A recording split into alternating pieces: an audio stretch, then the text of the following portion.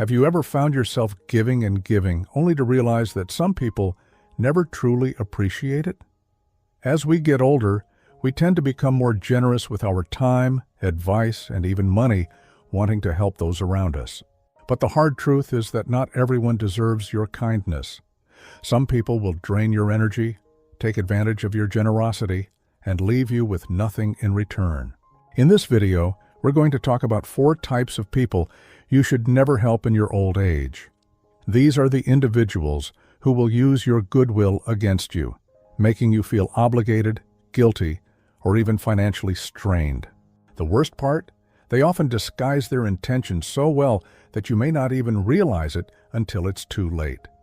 If you want to protect your peace of mind, financial security, and emotional well-being, you need to know who to avoid helping, no matter how much they beg, plead, or try to convince you otherwise. Stay tuned until the end, because these 4 types might just change the way you see certain people in your life, and knowing how to handle them can save you from years of stress and regret. Now, let's get started. Number 1, the chronic taker. Some people in life have a habit of always taking, but never giving back. They come to you when they need something, whether it's money, time, or favors, but the moment you need support, they're nowhere to be found.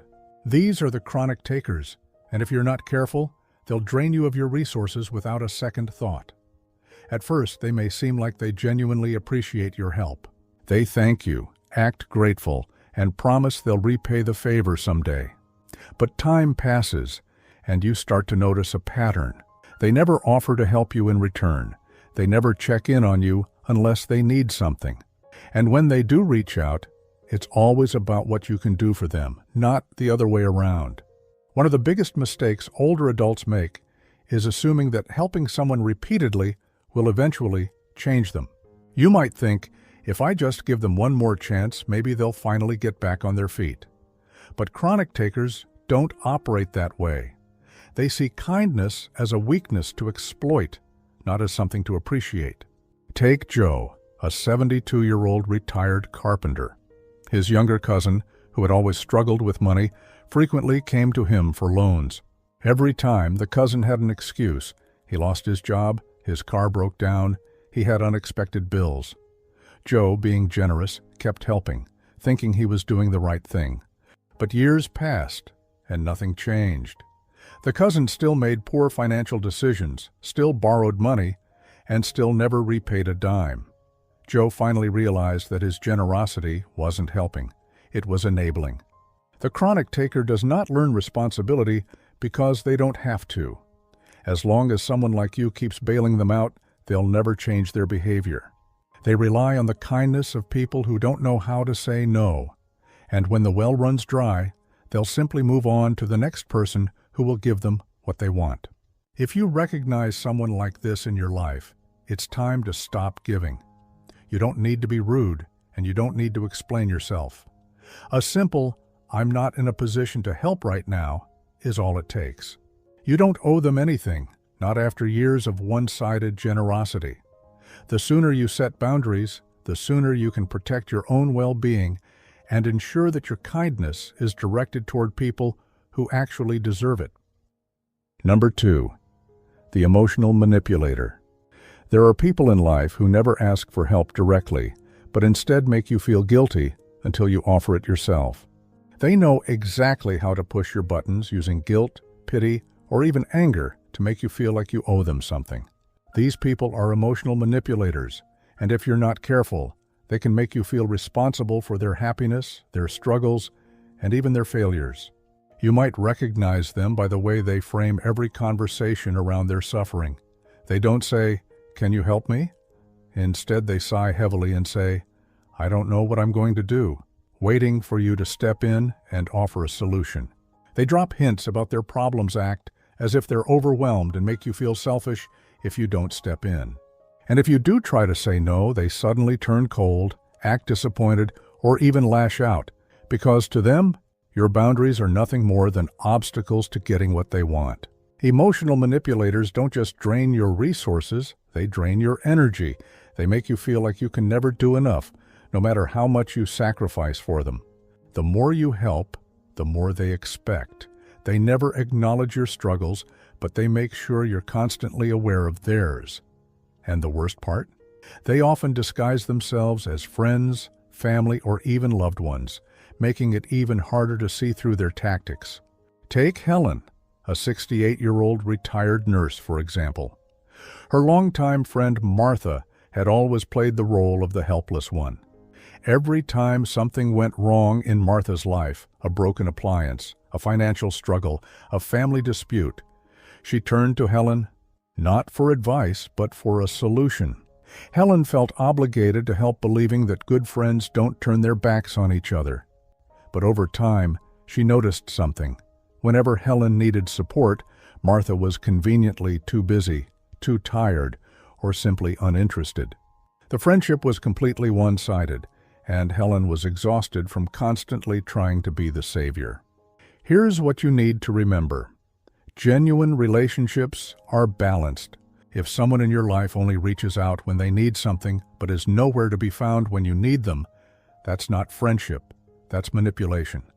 And if they make you feel like a bad person for setting boundaries, that's even more reason to walk away. You are not responsible for fixing everyone's problems. You are allowed to say no. You are allowed to put yourself first. And you do not have to justify your decision to anyone.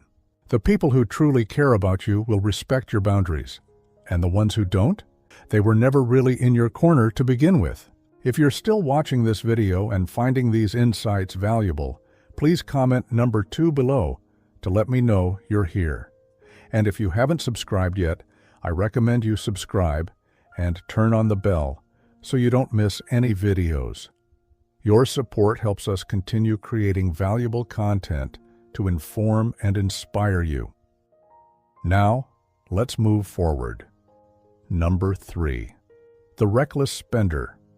Money can be a sensitive topic, especially when it comes to family and close friends. Many older adults feel a sense of responsibility to help those they care about, especially if a loved one is struggling financially. But there's a difference between helping someone who is going through a tough time and bailing out someone who consistently makes bad financial decisions. If you're not careful, the wrong person can drain your savings and leave you in a vulnerable position, all while continuing their reckless habits. The reckless spender is the person who always seems to be in a financial crisis, but never learns from their mistakes. They live beyond their means, rack up debt, and make impulsive purchases. Yet, every time they run out of money, they expect you to step in and fix it. They might tell you, "It's just this once." But as soon as you help them, they find a way to end up in the same situation again. At first, their requests might seem reasonable. Maybe they ask for help with rent after losing a job. Maybe they say they just need a little support to get back on track. But over time, the pattern becomes clear. Their financial problems are not due to bad luck. They are due to bad decisions. And instead of taking responsibility, they rely on the kindness of people like you to keep them afloat. Take Ron, a 74-year-old retired mechanic, for example. His grandson had always struggled with money, bouncing from job to job and spending whatever he had the moment he got it. Ron wanted to help, so when his grandson asked for money to cover bills, he gave it to him, thinking it would help him get back on his feet. But months passed, and nothing changed. The requests kept coming, sometimes for rent, sometimes for car repairs, sometimes for emergencies that sounded suspiciously like poor planning. Eventually, Ron realized that his financial help wasn't solving the problem. It was just allowing his grandson to continue avoiding responsibility. The hard truth is that you cannot save someone from their own financial irresponsibility. No matter how much you give, it will never be enough, because the problem isn't a lack of money, it's a lack of discipline. And if you continue to help, you're not just hurting yourself, you're enabling them. Many older adults end up in financial trouble because they prioritize helping others over securing their own future. They give out loans that never get repaid, drain their savings trying to keep loved ones afloat, and put themselves at risk of running out of money in retirement. But here's the reality. No one is going to take care of you if you run out of money. The people you help today will not be the ones paying your bills in the future. If someone in your life refuses to manage their money responsibly, you have every right to say no. You do not owe anyone financial support, no matter how much they guilt you or how desperate they sound. Your first priority should always be protecting your own security, because in the end, the only person responsible for your well-being is you. Number 4. The perpetual victim. Some people go through life always blaming others for their problems. No matter what happens, it's never their fault. They always have a reason why things didn't work out, why they can't seem to get ahead, or why they're constantly struggling. These are the perpetual victims, and if you're not careful, they will pull you into their cycle of negativity, draining your energy and emotions in the process. At first, they may seem like they just need a little encouragement or guidance. They talk about how unfair life has been to them, how they were treated poorly by others, or how they've faced one setback after another. You listen, you sympathize, and you offer advice. But soon, you start to notice a pattern. No matter what solutions you suggest, they always have an excuse for why it won't work. They're not looking for help. They're looking for realize that Karen didn't want solutions. She just wanted sympathy. No matter how much Linda supported her, Karen always had a new complaint, a new crisis, and a new excuse. Perpetual victims often attract compassionate people, those who genuinely want to help. They know that if they tell a sad enough story, someone will step in and try to make things better. But no matter how much you help them, nothing ever changes. They always find themselves in the same situation, and instead of taking action, they continue to complain. Over time, you realize that your support isn't making a difference. It's just feeding into their cycle. Take Linda, a 71-year-old retired teacher, for example. She had an old friend, Karen, who was constantly struggling. One month, Karen needed help paying bills. The next, she was complaining about how unfair her boss was. Then, it was how nobody supported her, how people always betrayed her, and how she could never catch a break. Linda felt sorry for her, so she offered emotional support, financial help, and even introduced her to job opportunities. But no matter what Linda did, Karen always had a new complaint, a new crisis, and a new excuse. Eventually, Linda realized that Karen wasn't interested in solutions. She was only interested in sympathy. Here's the thing about perpetual victims. They do not want to change. If they did, they would take responsibility for their actions and start making different choices. But instead, they cling to their problems because being a victim gives them attention, excuses, and an easy way out. And the more you support them, the more they depend on you to keep their story alive. Helping someone who refuses to help themselves is exhausting. It drains your emotional energy, leaves you frustrated, and makes you feel like you're carrying their problems on your back. And the worst part? They will never truly appreciate your efforts because, in their mind, nothing you do will ever be enough. If you have a perpetual victim in your life, the best thing you can do is step back. Stop trying to fix their problems, stop giving them endless sympathy, and stop allowing their negativity to affect your peace of mind. You are not responsible for saving someone who refuses to save themselves. Spenders or perpetual victims drain you any longer. Final thoughts. As we wrap up this video, take a moment to think about the 4 types of people we've discussed. Have you encountered any of them in your own life? Maybe you've felt drained by someone who constantly takes without giving back. Or perhaps you've been manipulated into feeling guilty for setting boundaries. If any of these situations sound familiar, it's time to protect your well-being and stop giving your time, energy, and resources to those who don't deserve it. Aging should be a time of peace, not stress. You've worked hard, built a life, and learned valuable lessons along the way.